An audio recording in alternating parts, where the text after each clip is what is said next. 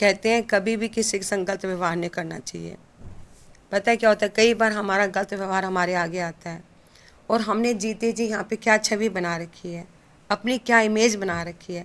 मरने के बाद हमें लोग किस तरह से याद करते हैं ये हमारे ऊपर है। कहते हैं लोगों का पहनावा, लोगों की सूरत बच्चे के बता देती है कि यह किस मोड़ पे जा रहा है कि नहीं। मरने के बाद ये ना हो कि हमें लोग ये कहें अच्छा हुआ चला गया, गंदा बंदा था। तो ये चीज़ भी हमारे लिए बहुत ज़्यादा गलत है कि नहीं।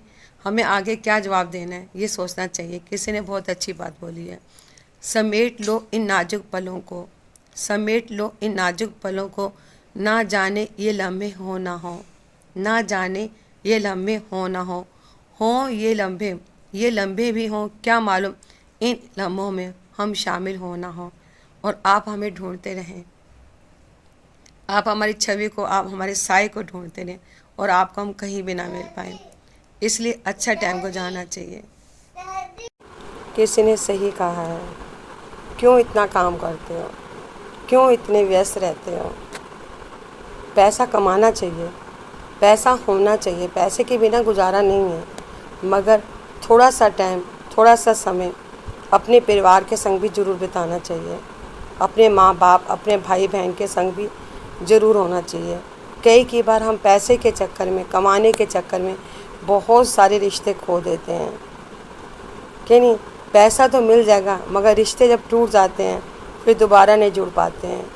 इसलिए टाइम रहते रिश्ते की भी कदर करो और पैसे की भी कदर करो। ये नहीं आप पैसा कमाते कमाते बहुत दूर चले जाएं। इसलिए दोनों की कदर करनी चाहिए, पैसे की भी करो, रिश्ते की भी कदर करो। नहीं मन करता ना किसी से बात करने का,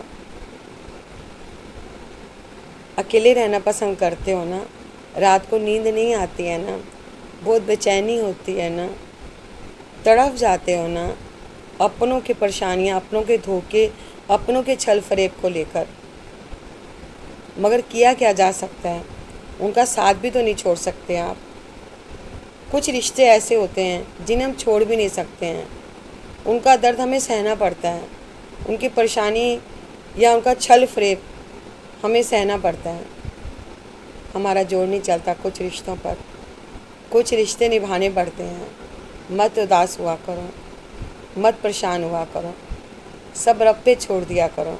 रब जो करेंगे अच्छा करेंगे। बस एक बात मान के चलो कि मैंने किसी का बुरा नहीं करना है, मैंने किसी के साथ गलती नहीं करना है, मुझे सबके साथ अच्छा करना है। किसी ने सही बोला है, जाको राखो साइयाँ मार सके ना कोई। मैं सुरजीत कौर आपको कहानी सुनाने जा रही हूँ। मेरी कहानी आपको कैसी लगती है मुझे प्लीज़ कमेंट्स में ज़रूर बताया करें। यह कहानी एक बच्चे की है, उसका नाम मोहन होता है। मोहन मीडियम क्लास का होता है, मेडिकल का पेपर देता है, पढ़ने में बहुत ज़्यादा होशियार होता है, बहुत ज़्यादा होशियार होता है। मगर पैसे की तंगी के कारण वह अपनी फ़ीस पूरी नहीं जमा कर पाता है। उसके पापा कुछ पैसे इकट्ठा कर देते हैं, अब उन्हें कुछ पैसे वो नहीं कर पा रहे होते हैं। बहुत ज़्यादा बच्चा परेशान होता है। बच्चा अपने घर से पुरानी किताबें लेकर बेचने के लिए चल देता है। वह एक जगह जाकर बैठ जाता है। बच्चा सुंदर था, होशियार था, जवान था, सब कुछ था, मगर घर में पैसे की तंगी थी। बच्चे की जिद थी कि मुझे डॉक्टर बनना है, और था भी इस काबिल कि वह बन भी सकता था। हाथ की तंगी, घर के हालातों को देखकर बच्चे आगे ही जाना चाहते हैं। खैर कोई बात नहीं। उधर से सुधीर कुमार जी एक अच्छी फैमिली में से थे। वह डेली अपनी गाड़ी से वहाँ से निकला करते थे। वह इस बच्चे को देखते हैं, ये 3-4 दिन से बैठा हुआ किताबें बेच रहा है। बच्चे ने साफ़ सुथरे कपड़े पहने हैं और ऐसी जगह किताबें बेच रहा है जहाँ पर उसकी किताबें बिक भी नहीं सकती हैं। तो वह अपनी गाड़ी को रोकते हैं, कहते हैं बेटा क्या बात है, तुम ये किताबें क्यों बेच रहे हो।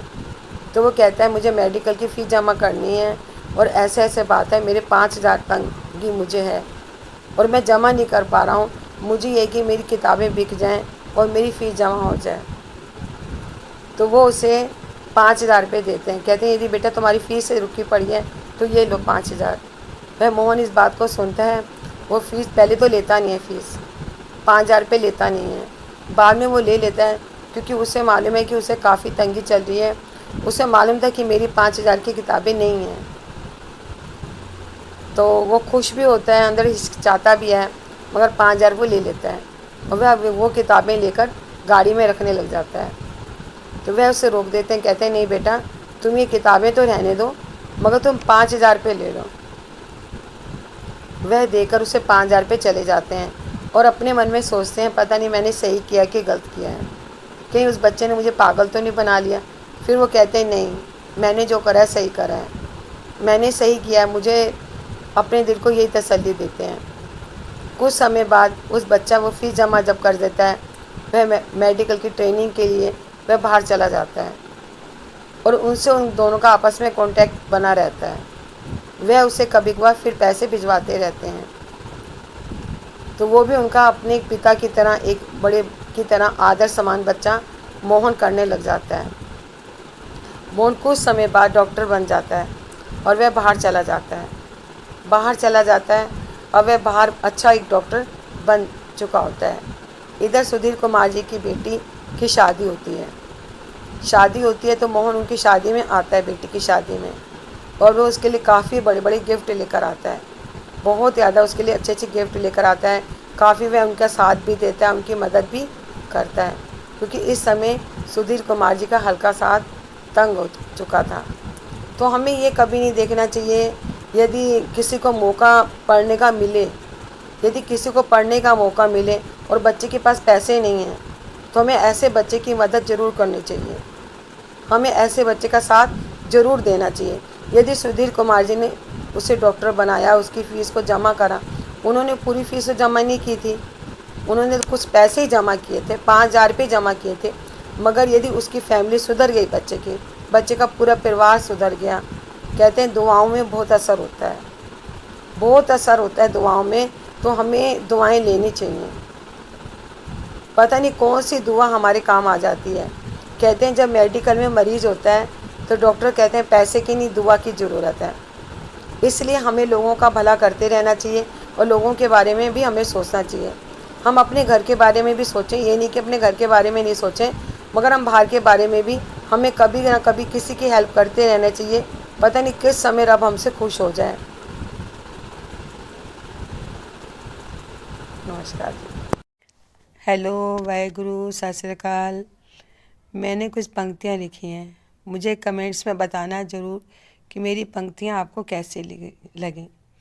बहुत नज़दीक से देखा है लोगों को रिश्ते निभाते, बहुत नज़दीक से देखा है लोगों को रिश्ते निभाते, बहुत नज़दीक से देखा है लोगों को आंखें फेरते, बहुत नज़दीक से देखा है वक्त बदलते, बहुत नज़दीक से देखा है वक्त बदलते, बहुत नज़दीक से देखा है लोगों को झूठ बोलते, बहुत नज़दीक से देखा है लोगों को झूठ बोलते, बहुत नज़दीक से देखा है लोगों को कर्मों की सज़ा भोगते, बहुत नज़दीक से देखा है लोगों को कर्मों की सज़ा भोगते।